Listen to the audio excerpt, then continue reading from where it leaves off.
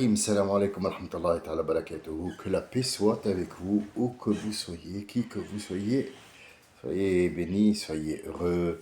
Bienvenue sur cette petite chaîne qui est dédiée à l'échange. L'échange, cet échange qui a du mal à se faire entre les gens. Parmi les signes de la fin des temps, la confiance entre les gens mourra. Ce sont les mots qui ont été utilisés. Alors, mourra, c'est peut-être traduit, plus se perdra. Et cette perdition, elle ne sera plus retrouvée. Vous savez qu'une confiance, quand on la perd, ou qu'on ne fait plus confiance à quelqu'un, ou quelqu'un ne nous fait plus confiance, il sera très difficile. Tu as plus de chances de gagner au loto que la personne te refasse confiance, à moins que ce soit un repenti à 100%. Un exemple, toujours. وَضَرَبْنَا فِي هَذَا الْقُرْآنِ لِلنَّاسِ مِنْ كُلِّ مَثَلٍ. Nous avons donné et mis en pratique des exemples à tous les gens, et non pas musulmans, croyants, juifs, je sais pas quoi, non, aux gens qui représentent Adam, des exemples dans ce Coran de toutes choses. Quel est l'exemple qui a été donné de la perte de cette confiance? Cet exemple a été donné. Le prophète est venu, alayhi salatu wassalam, on lui a apporté, une femme est venue lui dire, Ya Rasulallah, j'ai commis l'irréparable. J'ai commis l'irréparable. Il a détourné son regard. Pas parce qu'il n'a pas compris, pas parce qu'il n'a pas saisi ce qui s'est passé, parce qu'il lui a dit, sans le dire, si tu te repentis, fais-le, repentis-toi entre toi et Allah, pas entre toi et les gens. Les gens ne t'abandonneront pas par la suite. Ils ne vont pas te pardonner. Toi, tu parles à un prophète. Mais je suis dans l'obligation, du moment que tu es venu me voir, de rendre la chose publique. Tout ça a été fait dans un détour de regard et non pas dans des phrases, parce que si c'est des phrases, il passe à homme politique et il n'est plus prophète. Mais elle a insisté. Et dans son insistance, le prophète a compris quelque chose aussi. C'est ce qu'on va essayer de comprendre entre nous et voir un petit peu cette histoire de confiance qui s'installe. Est-ce qu'elle est importante ou pas? Et vous verrez que s'il n'y a pas de confiance, il n'y a rien qui fonctionne. C'est comme si tu avais un avion où il y a une petite pièce qui manque. Cette petite pièce, elle est tellement insignifiante et les gens ne la regardent pas. Mais au fond, s'il n'y a pas cette petite pièce qui est insignifiante, l'avion ne décollera pas. La femme a commis un adultère. Elle est tombée enceinte et quand elle s'est rendue compte qu'elle était enceinte, il n'est plus question de se cacher puisque de toute façon, quoi qu'il arrive, demain, après-demain, le ventre va gonfler, les effets vont se voir d'une femme enceinte et donc elle va être découverte par les gens qui vont bien sûr prendre des jugements à l'arrache, bien sûr, et tout le monde va donner son petit jugement, et tout le monde va être le supérieur des supérieurs. Mais avant, je voulais vous donner une information que j'ai vue à la télé et qui m'a un petit peu dégoûté quelque part. Pourquoi je regarde les informations, enfin la télé sur l'ordinateur, ce n'est pas une télé qui est derrière moi, c'est un écran d'ordinateur, parce que la télé, c'est si vous voulez, une forme de formatage. Tu es obligé de regarder, mais les temps forts de la télé, pour ne pas passer des heures et des heures sur la télé, il y a ce qu'on appelle les prises, c'est-à-dire les gens qui enregistrent les temps forts. Et donc, après 24 ans de loyaux services sur LCI ou une chaîne, je ne sais pas quoi, je n'ai pas envie de les nommer, Madame Ruth Elle Kiev, que tout le monde connaît, ça fait 25 ans qu'elle est là, c'est soi-disant, une journaliste de confiance. Le journalisme il doit être quelque chose de confiance. Ça veut dire qu'un namima en arabe littéraire, c'est rapporter le colportage des choses. Je vous donne un exemple rapide et je reviens où j'étais pour que vous ne dites pas je suis perdu, je ne suis pas perdu, tout est relié. Et une question qui m'a été aussi posée concernant la perdition des choses, je vais revenir et vous dire ça tout de suite. Madame Ruth El-Kiev, nous savons tous quelle est son origine, quelle est son opinion et quelles sont ses positions, malgré qu'elle doit être neutre comme étant journaliste, mais elle a des positions politiques et on sait très bien d'où elle est et qui l'a envoyée, qui l'a mis là-bas pendant 23 ans. Elle n'est pas la seule, il y avait Al-Kabash avant, et il y avait beaucoup de gens, et de Malherbe aussi, qui est aussi mise par cette association que je nommerai pas, pour donner des fausses informations. Sachez que la télé française ne vous donnera jamais de vraies informations, il ne donnera d'un seul côté, le côté de son intérêt et pas le côté de la vérité. Ici, nous parlons toujours de confiance. Si j'ouvre une télé, c'est pour que tu me donnes une information confidentielle et surtout, je te fais confiance sur ce que tu m'as dit pour que je bâtis ma vie, qui que ce soit. Je peux être un travailleur du bâtiment comme je peux être mon homme politique. J'ai entendu à la télé ce que tu as dit concernant mon rival. Donc en fait, tout se construit sur cette confiance-là. Qu'est-ce qu'elle dit ? Elle dit, et je la remercie pour cette information, puisque vous allez être maintenant, vous allez avoir une information qui va vous rendre plus intelligent dans le monde. Elle a dit, la guerre, nous savons tous que la guerre, c'est pas bien. Ah. Déjà, là, tu te sens un peu plus ouvert, un peu plus... T'as un savoir. Tu as quelque chose avec laquelle tu vas discuter et ouvrir des sujets de conversation grâce à Madame Ruth, je sais plus. Ouais, Ruth, je pense, oui, bon, Chemin, on va dire. Madame Chemin, El-Kiev va s'enfoncer encore plus et elle va dire, c'était il y a 4 jours, hein, vous pouvez revenir sur Internet et vous verrez que Madame Kiev va nous apprendre quelque chose de très bon. Elle va dire, le régime iranien, de source, et selon mon humble avis, ce sont des nazis.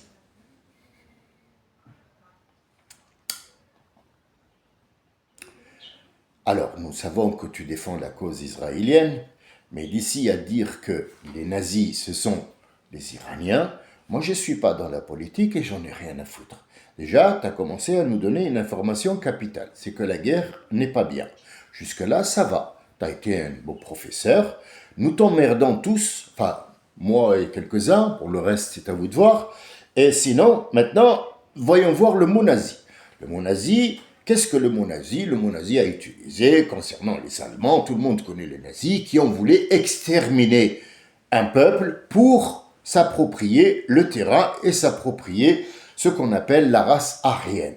D'accord. Est-ce que l'Iran, un de ces jours, vous avez entendu, à part qu'il a attaqué l'Irak une fois parce qu'il a été provoqué, et ça, c'est parce que W. Bush, son père, le salaud de merde, le gros chien bâtard de Bush, le papa, a mis le feu entre eux. Mais sinon, l'Iran est un pays qui a l'habitude de la guerre, qui a l'habitude de la souffrance, mais qui n'a jamais attaqué personne autour de lui.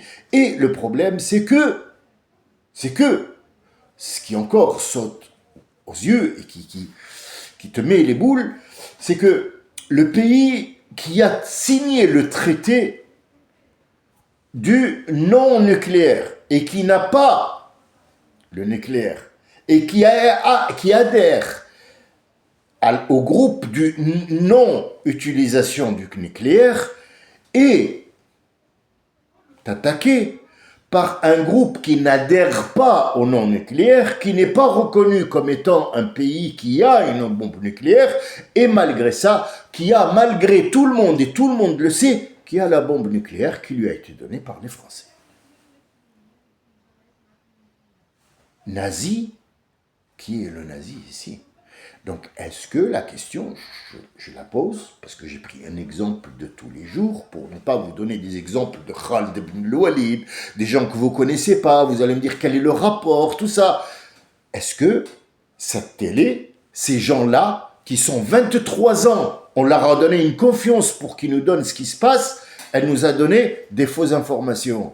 Est-ce que, à partir de maintenant, route ou chemin de traverse, ou chemin battu, El-Kiev est digne d'une confiance, elle et les autres. Et est-ce qu'un jour, celui qui a eu cette tromperie-là, comme par exemple le Trump qui a trompé tout le monde, il s'appelle Trump et il va tromper, et un éléphant trompe énormément. Ce bâtard, ce Mongolien, en temps de guerre, avant de commencer la guerre, il a dit à son gendre Kouchner et à ses deux fils, investissez dans les armes, ouvrez les usines des armes, parce qu'après-demain, nous allons commencer, et soyez attentifs, parce que la marchandise va aller vite. Et en temps de guerre, même coincé, il n'arrêtait pas de vendre ces objets comme étant président de la République, d'une forte, pas république, mais d'une puissance mondiale qui se tient derrière un pupitre et qui vend une Bible parce qu'il lui a mis du cuir, il vend une montre, des chaussures en or, et puis il vous dit le film de ma femme, achetez-le parce que c'est une grande comédienne, et comme mon fils, il m'a dit qui est là, c'est Messi, le grand footballeur, et les gens sont morts par millions avec des bombardements que lui fait durer pour que son gendre et sa fille et son autre fils puisse faire de l'argent. Ça veut dire que cet être humain ne mérite pas la confiance de personne parce que c'est un commerçant et non pas un dirigeant. Ça l'arrange que des gens meurent parce qu'au moment où il meurt, il sort une ou un gros mensonge disant que ça y est, le pétrole, il est bon, mais 3 jours avant, il a téléphoné à ses copains leur disant « Investissez dans le pétrole dans 2 jours, je vais essayer de faire monter ou baisser le prix, comme ça vous faites une fortune. » Comme on l'a fait avec Elon Musk et le prix de douane et tout ça, et de toute façon, la guerre est perdue, quoi qu'il arrive, alors on en tirait sur le cadavre des gens. Donc, où est le nazisme? Où est la confiance? Est-ce qu'on peut faire confiance quand on l'a perdu? Est-ce qu'on continue demain à revenir s'asseoir sur un plateau de télé qui vont vous raconter des conneries? Est-ce qu'on peut? C'est ça le problème qui se cause maintenant, la confiance. Est-ce qu'on a confiance en ce livre sacré? Est-ce qu'on a confiance en Dieu? Est-ce qu'on... Et c'est le sujet qu'on a abordé hier. Je suis revenu dessus parce que je pense qu'il mérite plus qu'une heure, il mérite énormément de temps pour que les gens puissent avoir cette croyance et la confiance aveugle en Allah, jamais de confiance en un être humain. Quand je vous apporte une importante information concernant le Coran, concernant le prophète, alayhi salatu wassalam, ne faites jamais confiance 100% à ce que je dis, mais allez chercher pour pouvoir savoir est-ce que vous continuez à me faire confiance ou pas. Revenons au prophète. Pourquoi il s'est détourné de cette dame? Il dit à Rasoul alayhi salam wa'a'inu wasta'inu, pardon, excusez-moi, ala qada'i hawaijikum bis-sirri wal-kitman. Je m'appelle Sami, je suis en direct avec les gens, j'ai des relations avec des gens, j'ai des amis, j'ai une famille et j'ai même une femme à la maison. Disons que les amis, les gens qui sont là, ils ne sont pas censés savoir ce que je fais. Mais vous avez une femme et des enfants qui sont à la maison ou un frère qui est concerné par cette affaire et vous avez un chantier qui est là. Par exemple, je suis dans le bâtiment, j'ai un chantier, un gros chantier où il va y avoir beaucoup de sous. On m'a dit que je pourrais être candidat sur ça. Donc, je suis rentré dire à ma femme, ça y est, ta. Donc, la femme va être ou contente ou alors méfiante. Donc, la méfiance est plus que le contentement. Le contentement, c'est quoi? Ça veut dire que demain, mon mari va prendre ce chantier. Mettons qu'on va se baser sur ce chantier. C'est qu'un exemple con, mais il n'est pas aussi con que ça. Il est plus con que ça. Ouais, bref. Alors, ce chantier va nous rapporter énormément, donc on va changer la voiture, on va changer le décor. Bon, j'aurai besoin aussi de quelques petites robes, parce que ça fait quand même 2 mois que j'ai rien acheté. Et puis les chaussures, ils me vont plus. Ils vont plus avec tout ça. Et puis il faudrait que je rentre au bled pour continuer. Et oulala, c'est pas fini. Donc la carte bleue, elle est vide avant même qu'elle soit rouge, tu es dans le rouge. Il y a les enfants aussi qui se font un petit manège dans la tête. Et toi aussi, tu as aider ces gens-là à construire. Et ils te font confiance parce que leur rêve se repose sur ce que tu as dit. Malheureusement, il y a eu quelqu'un qui est venu des pays de l'Est et qui a pris le mètre carré à 2,50 €. Toi, tu l'avais écrit à 7,50 € le mètre carré. Est-ce qu'il y a photo? Il n'y a pas photo. Le chantier, il est parti. Les 5 immeubles que tu devais prendre ne sont plus dans ta poche. Qu'est-ce qu'on fait? La confiance est partie, donc dorénavant, quand tu parleras, regardez ce qui va arriver, c'est que ta femme, elle va te dire, tu vas lui dire, demain il va y chantier, elle va te dire,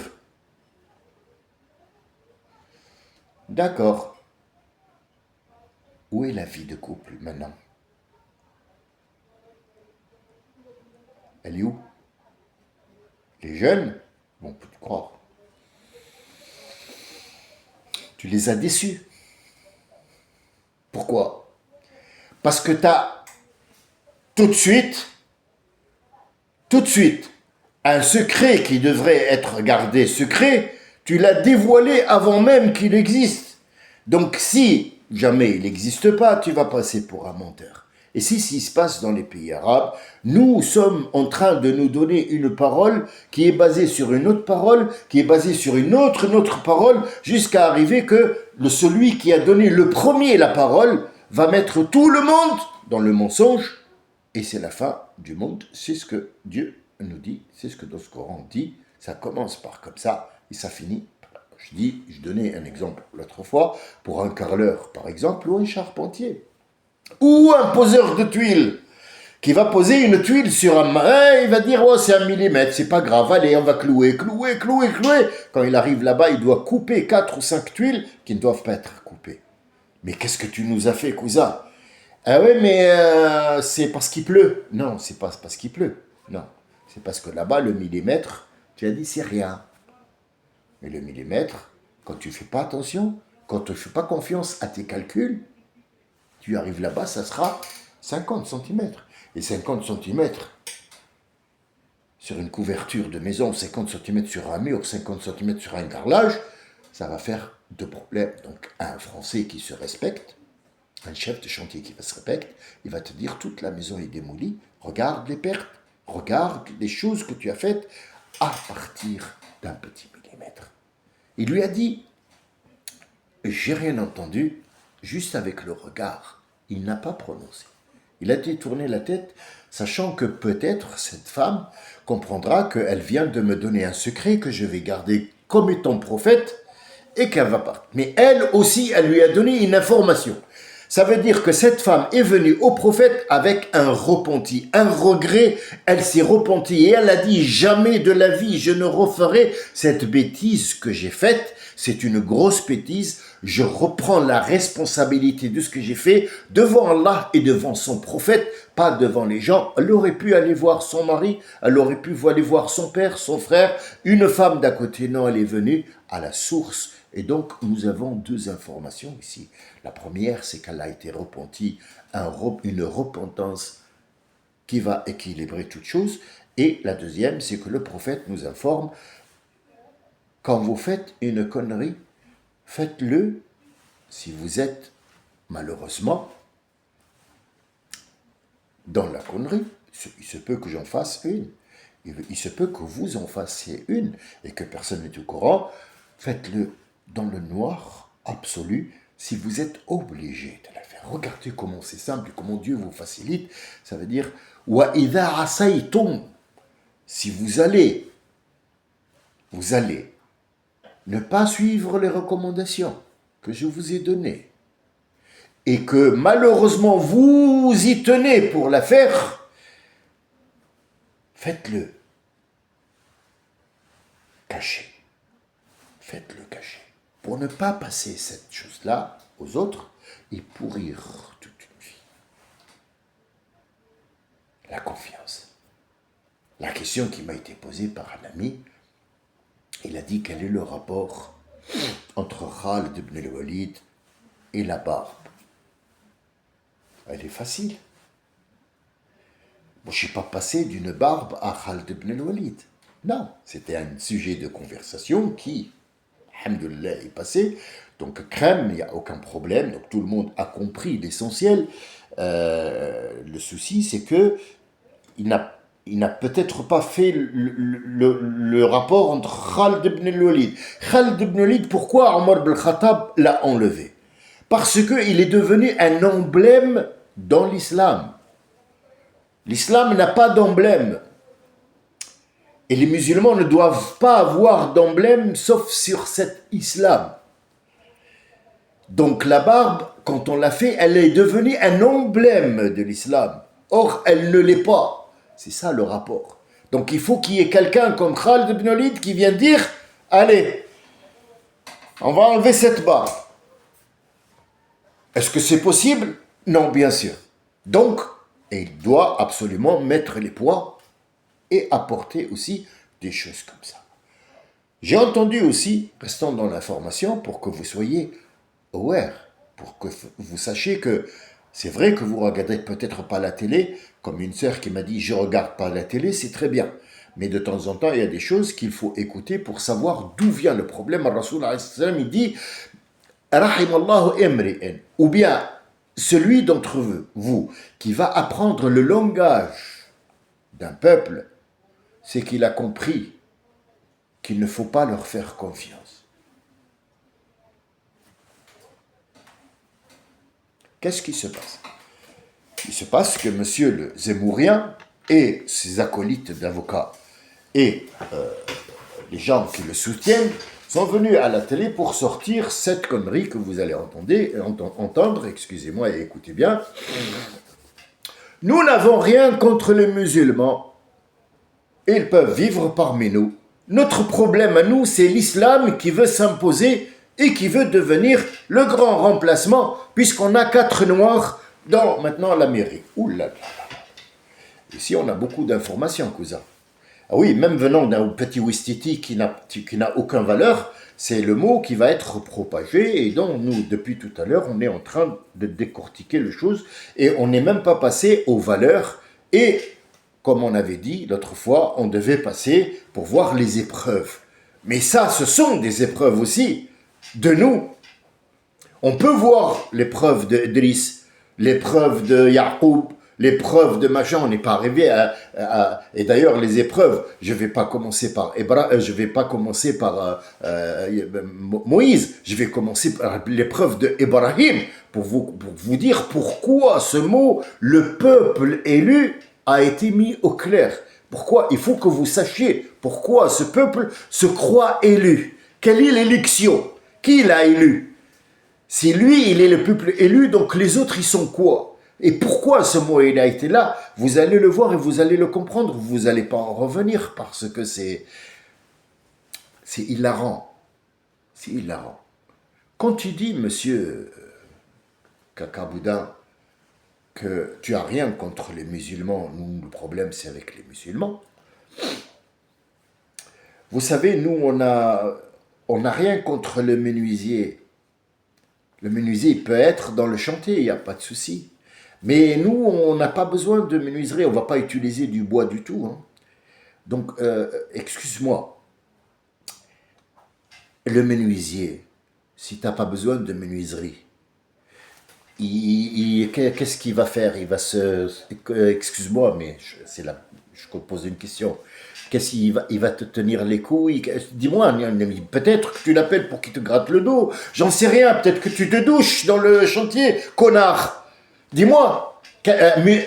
Donc on enlève l'islam, ici on enlève l'islam, parce qu'il te gêne. Ah oui, tu as peur du remplacement, parce qu'il est noir, donc automatiquement, il est musulman. Il est noir, donc il est musulman, automatiquement. Automatique. Ah oui, eh ben oui. Mandela est noir. Ah ben, il est musulman alors. Il a une barbe. Oh là là, putain, il est musulman au carré. Donc en fait, c'est les mots-là qui font réagir, parce qu'ils sont grands. Si tu enlèves l'islam, est-ce qu'il y aura des musulmans? C'est con ce que tu racontes. C'est tout. C'est d'une. Je trouve pas de mots, j'en ai pas. Des phrases, j'en ai pas. Et pourtant, les mots, c'est pas ça qui me manque. Quand je dors, même quand je dors, je sors des mots et des poèmes et le matin, je les écris. Là, j'ai pas de mots. J'ai juste envie de le manger. C'est tout. Après, bon, bah, il est indigeste, je le sais, mais au moins pour le plaisir de barbecue. Parce que ce qu'il raconte et ce qu'il diffuse à la télé, ça fait que la confiance part de ce monde. Si la confiance, elle part, s'il te plaît. Que s'est-il passé avec cette dame? C'est un hadith qui existe dans les 4 trucs, et puis après, je vais vous parler des 4 écoles. Écoles, écoutez bien. Et Inch'Allah, on verra demain s'il est possible de rentrer dans les épreuves. Et vos épreuves, c'est quoi? Parce que je voudrais quand même commencer par vos épreuves à vous. Vous qui travaillez, vous qui m'entendez, vous qui écoutez et qui analysez ce que je dis, vous êtes dans les épreuves de 2026 où il y a une guerre, il y a des factures à payer, il y a on voudrait que, et on voudrait sortir de cette merde dans laquelle on est jusqu'au cou pour sortir au moins et vivre honorable et pouvoir compter et avoir confiance en Allah comme il a dit وَإِذَا سَأَلَكَ عِبَادِي عَنِّي فَإِنِّي قَرِيبٌ أُجِيبُ الدَّاعِي à une condition. Si mes créatures te posent la question, moi où je suis, tu leur dis que vous êtes en Allah, dans son esprit, vous êtes plus près que vous ne l'imaginez, et celui d'entre vous qui veut quelque chose, j'ai 2 conditions. فَلْيَسْتَجِيبُوا li, ça c'est la première. Yastajibu, ça veut dire quoi? Yujibu, il l'a bien dit. Inni qarib ujibu, je suis plus près qu'il ne le pense et je réponds. Et je réponds à n'importe quelle demande. Alors qu'il ou qu'il se surpasse pour me demander. C'est ça, yastajibu. Al-istijaba, ça veut dire ta réponse, elle est là, mais je vais faire en sorte de la quadrupler et de faire en sorte qu'elle existe. Ça veut dire, essaye de te serrer, allez, et sors-toi, et pose-moi la question, demande-moi, qu'ils fassent confiance aveugle que demain je vais leur donner. Cette dame, il lui a dit, puisque les sahaba étaient là et ils ont entendu, il lui a dit, tu retournes chez toi, quand tu accoucheras, tu reviendras me voir. Quand tu reviens, tu accouches. Tu accouches, tu reviens. Pour l'instant, je t'ai entendu, tu as fait quelque chose, maintenant, tu vas retourner et tu accouches et tu reviens. Elle a accouché, elle est revenue, il lui a dit, il leur a dit, moi je ne fais rien, mais si vous voulez mettre la charia en place, c'est à vous de la punir. Ils l'ont punie, donc cette femme est morte sous le coup de la punition parce que elle a fait l'adultère. Bien. Alors, qu'est-ce qui se passe après? Déjà, à partir de cette dame, la lapidation qui ne faisait pas partie de l'islam a été enlevée.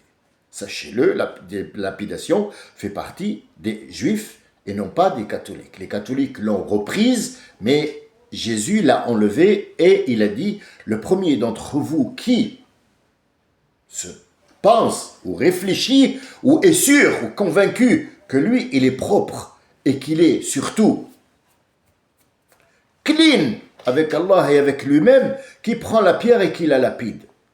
Ça veut dire quoi? Ça veut dire que la lapidation, à partir d'aujourd'hui, est interdite. On n'a jamais plus lapidé qui que ce soit. C'était la leçon. Mais il fallait quand même une victime qui va venir toute seule se prononcer. Et il leur a dit après la mort, apportez-la moi, que je fasse la salette sur elle. Tout le monde était là, ya Rasulallah. Elle a commis, comment tu fais, d'habitude, tu dis, je ne fais pas la prière sur votre frère ou votre truc parce que par exemple, celui qui meurt et qui a des indus aux gens, le prophète ne fera pas, ou quelqu'un qui est mort sous, ou le prophète ne l'approchera pas. Mais celle-là, il a dit oui. Pourquoi? Il a dit, laqad tabat tawbatan, laqad tabat tawbatan. Elle a été repentie, c'est-à-dire un repenti qui suffit tout un peuple. Tellement elle a regretté ce qu'elle a fait entre elle et Dieu, son repenti, il était à 1000% clair, net et précis, parce qu'elle a fait confiance à Dieu. Elle lui a dit, je ne mérite pas d'être sur terre, tu es plus noble, plus grand, plus sacré, que de me laisser sur cette terre-là en train de commettre une bêtise comme celle que j'ai fait, et j'ai mis un enfant qui va s'appeler bâtard et qui peut-être un jour tuera des gens. Alors, ya Rabbi, prends-moi, ne me laisse pas, je ne peux pas vivre avec ça. C'est ce qu'il nous a expliqué. Je ne fais plus confiance à moi-même, mais je te fais confiance pour que tu me pardonnes, toi et ton prophète et le peuple musulman. Est-ce que l'un d'entre vous a entendu parler de cette histoire? Je pense que vous êtes très peu. Pourquoi? Parce qu'ils ne veulent pas vous dire ça. Parce que ils vous ont trahi. Et s'ils vous racontent l'histoire de la confiance, c'est que on ne peut plus leur faire confiance. On ne peut plus. C'est pas possible. C'est important de savoir ces choses-là. Si vous ne savez pas ces choses-là et que vous ne réfléchissiez pas sur des choses qui sont existentielles et en même temps philosophiques, votre vie n'a pas aucun sens. Quand quelqu'un me dit « Ah là là, il va nous faire de la philosophie maintenant », c'est pas grave. Dis-moi, frère avec S, tu es en train de m'écouter, toi? Ouais. Tu n'aimes pas la philosophie? Non. Non, moi j'écoute. Tout ça, c'est bon, ouais. Et tu vas le juin ou juillet ou août, là? Ah, les 12 mois. D'accord. Fais les 12 mois, je vais attendre. Ah, il a fait les 12 mois. Et je dis, tu sais, le renard, il est monté dans le palmier et du coup ils se sont retrouvés dans le navire, mais après ils sont... Alors du coup il a rigolé parce que ce sont 12 mois quand même, hein. C'est pas le mois de juin seulement, hein, c'est 12 mois. Donc il était mort de rire après qu'il a rigolé, les yeux fermés, j'ai entendu le lendemain, dit tu racontais des trucs style navire, j'ai entendu renard, je sais pas quoi, tu nous as tués hier. Je dis tué? T'es encore en vie, non? Écoute, moi je comprends pas ta philosophie là. Tu me dis tuer, tu es en vie, je sais pas. Ah, il m'a dit ça y est. Tu sais pourquoi? Parce que tu es un hamar. T'as pas compris le mot philosophie. Tu sais pas parler. Ta vie elle est vide. Elle est juste quand est-ce que tu perds la notion du temps et quand est-ce que tu deviens hamar avec des 4 oreilles et 3 queues derrière. Sans oublier que la queue qui est en bas ne fonctionne pas. Voilà ce que tu es, tout simplement. Mais dire que la philosophie n'existe pas, la philosophie, c'est la mère de toutes les sciences. La philosophie, c'est expliquer quelque chose que ton cerveau a du mal à comprendre.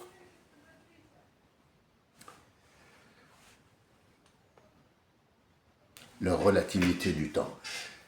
Une fois, je vous ai parlé du triangle qui dit Watini wazaytouni wa turi sinina wa hadha al balad al amin. Ça fait quoi? Ça fait un triangle. Bien. Ce triangle-là, on avait dit que c'est géométriquement, c'est les trois trucs sacrés. Ce sont les endroits sacrés qui... voilà, et puis j'ai donné une explication toute simple. Mais disons qu'on va passer, par exemple, un deuxième degré, un peu plus loin. Que veut dire ces endroits stratégiques que Dieu nous dit et pourquoi ils sont là? Disons que maintenant, on va parler tous, la plupart d'entre vous, peut-être ne va pas tout de suite capter. Mais disons que ce sont des informations scientifiques qui font partie de la physique quantique et de la quantique, ça veut dire on va quantifier l'espace-temps et l'espace. C'est facile.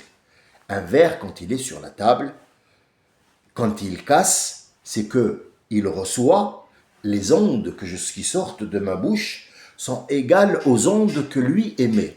Ah bon? Un verre sur la table émet des ondes? Oui, c'est la raison pour laquelle tu le vois. Et il les reçoit en hertz. Ça veut dire que si moi, j'ai la bonne syllabe, le verre casse. Si je fais le ténor, ils sont plus forts que lui ou plus faibles que lui, il ne cassera pas, il est toujours là. Il faut que deux soient pareils pour qu'il y ait une explosion. Que dit la physique quantique concernant la vitesse lumière? Quelqu'un qui est, par exemple, sur, je ne sais pas, un vélo ou quelque chose qui roule à une vitesse constante. Cette vitesse constante, on s'en fout de combien. Il est à 40, 60 km, on s'en fout. Le problème, c'est que la lumière le précède. Et la lumière a déjà atteint sa cible, qui est de l'autre côté. C'est un monsieur qui est devant l'autre trottoir et qui a vu la lumière arriver. Donc, cette lumière qui parcourt du vélo jusqu'au monsieur, on va l'appeler C. Simple. Donc, il a calculé, il a dit que cette vitesse-là, elle va arriver. C'est pas un calcul que lui a calculé. C'est la vitesse qu'émet la lumière pour arriver, ce monsieur. Mais il y a un autre qui est en train de regarder le vélo et en train de regarder le monsieur qui est sur le trottoir. Et qui regarde la lumière, comment elle est arrivée sur ce monsieur, on appelle C. Donc, la vitesse lumière, qu'elle soit d'un côté ou de l'autre, ou quelqu'un qui la regarde, c'est la même. Disons que je vais vous donner un exemple le plus simple pour vous simplifier tout ça, parce que les gens n'ont pas compris le rapport entre le monsieur, la lumière et tout ça, parce que c'est un calcul. Disons que les gens, ils vont vous dire, vous savez, il y a des étoiles qui sont mortes depuis 5 milliards d'années et leur lumière arrive jusqu'à aujourd'hui. Ah bon? Moi-même, j'en ai fait l'expérience quand j'étais petit. Et pourquoi? Eh bien, parce que tellement les étoiles sont loin, pour que tu saches que l'espace est grand. Ah. Mon oncle avec son truc là, parce que moi je viens d'une famille où il y a l'oncle qui est imam, l'autre qui est mu'addib, l'autre qui est encore imam, l'autre qui est un shir, mon père qui est, je sais pas quoi, il fait le Coran. Donc tous ils étaient là, ils sont tous en train de donner des explications à dormir debout. Mais moi je suis le seul à combattre tout ça parce qu'il y a trop d'informations et ils sont pas corrects tous. Il y a toujours une lettre qui va pas. J'y crois pas trop, je vais chercher tout seul. Tout seul. Comment ton père il est shir? Mais je vais chercher tout seul. Et c'est ce qui m'a valu cette dépression qu'on appelle, j'étais dépressif à 22 ans. Voilà, j'ai été touché par cette accumulation de recherches et d'informations qu'il fallait que je vide le faux et je fasse le tri entre le vrai et le faux. Cette étoile qui vient, c'est pas parce qu'elle est loin. Si, parce qu'elle est loin. Mais elle nous a donné l'explication la plus simple et pour se débarrasser de toi parce que lui-même n'a pas l'explication. Mais c'est la physique quantique qui va naître avec ce monsieur qui s'appelle Einstein et ses acolytes qui vont nous donner un petit aperçu. Ils n'ont pas la science infuse, ils ont été complètement faux sur beaucoup de choses, mais au moins ils ont ouvert une porte pour qu'on puisse comprendre ce Coran-là. Qu'est-ce qu'il nous raconte? Elle est là dans le Coran. On a attendu Einstein qui vient nous l'expliquer et elle est là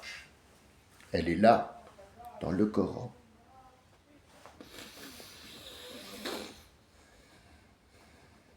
La lumière, elle a une vitesse, mais sa vitesse, elle est où? Elle est étalée ou elle est compacte ou c'est juste un point qui part? Chaque chose qui fait une trajectoire, laisse une trace. Vous pouvez le voir quand un avion passe dans le ciel, il laisse sa fumée qui va durer 1 heure, 2 heures, une demi-journée. S'il n'y a pas d'air à ce moment-là, la fumée, elle reste jusqu'à ce qu'elle se dissipe et la trace de l'avion, on l'a. Toute chose laisse une trace. Même dans l'informatique, vous avez l'impression que vous avez perdu les fichiers. Donc, n'importe qui d'entre vous qui touche à l'électronique, l'ordinateur, et qui a perdu ses fichiers, s'il veut que je lui montre comment récupérer ces fichiers d'un disque dur qui n'a pas été enlevé et remis, je vais vous dire que toutes les informations que vous avez effacées, ils sont là. Ça veut dire que l'un de vous qui veut, par exemple, espionner ses enfants, je ne le souhaite pas. Je l'ai fait à un moment où c'était années 98, j'étais parmi les pionniers qui ont eu des ordinateurs pour ses enfants. Je sais très bien comment m'y prendre pour savoir quel site ils ont visité, même s'ils ont effacé leurs traces. Il y a toujours une trace qui dit, ce monsieur, il a fait ça et ça et ça, et tiens, voilà, c'est caché, l'informatique, que ça soit dans l'informatique, que ça soit dans ta vie, que ça soit que tu ailles, tu vas laisser une trace. C'est ce que les animaux repèrent, c'est ce que le chien repère, c'est ce que tous les insectes et les poissons repèrent les traces. Et c'est avec les traces qu'on construit l'enquête. Et ce Coran-là, c'est une enquête. C'est pas une histoire, c'est une enquête. Je vous ai un petit peu encombré avec beaucoup d'informations. Mais sachez que j'ai évoqué l'histoire de la trottinette, de la vitesse lumière, par rapport au crétin qui a dit que, je sais d'où il l'a pris, c'est quelqu'un qui est allé sur Internet, vous allez le voir peut-être sur YouTube ou le Fac ou Tok ou je sais pas quoi, qui a dit tous les musulmans du monde sont faux depuis le monde est monde, depuis leur prophète.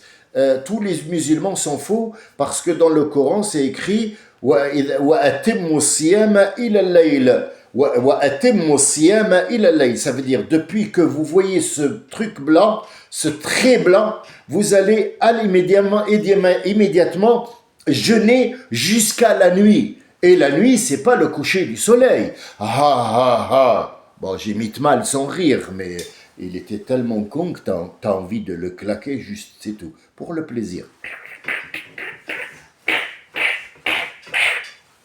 Depuis le matin jusqu'au soir. C'est un plaisir.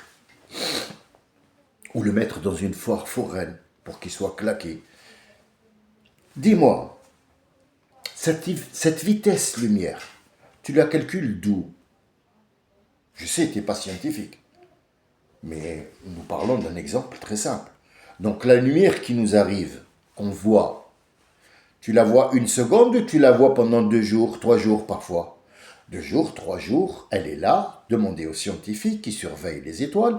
Après peut-être 1 mois, il y a des étoiles qui durent 1 an et après tu la vois plus. Pourquoi? Parce que le traîner de lumière qu'a laissé derrière elle, il est long. Donc en fait, la vitesse lumière, elle commence d'où? C'est pas un point. Non, même un point, il commence de quelque part et il finit de quelque part.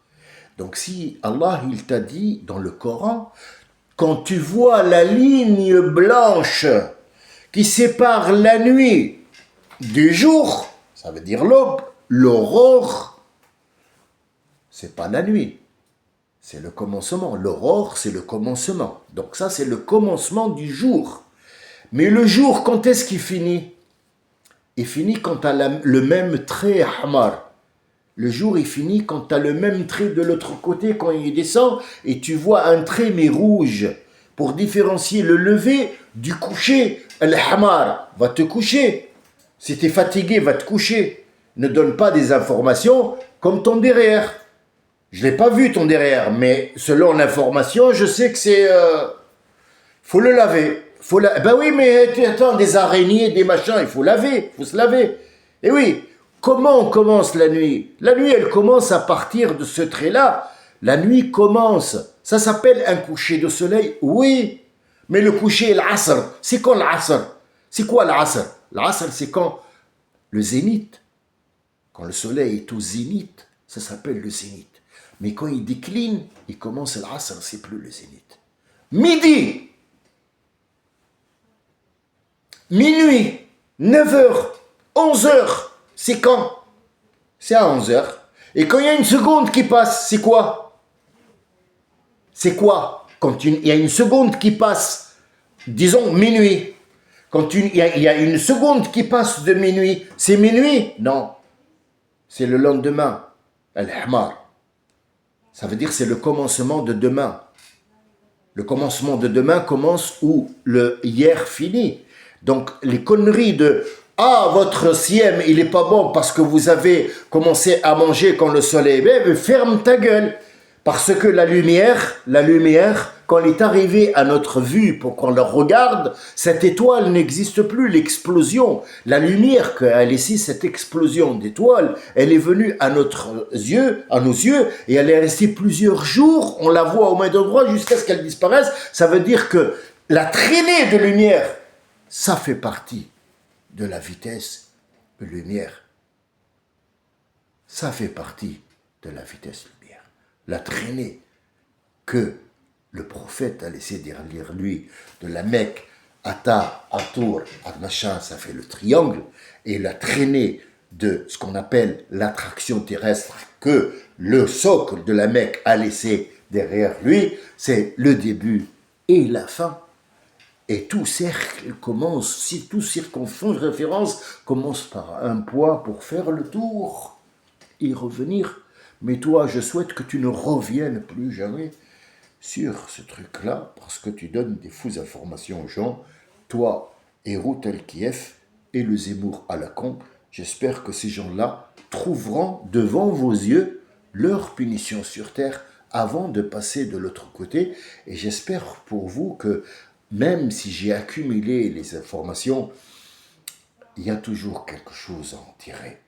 Ne me croyez pas sur parole, mais faites-moi 50% confiance et les 50% autres, terminez-les vous.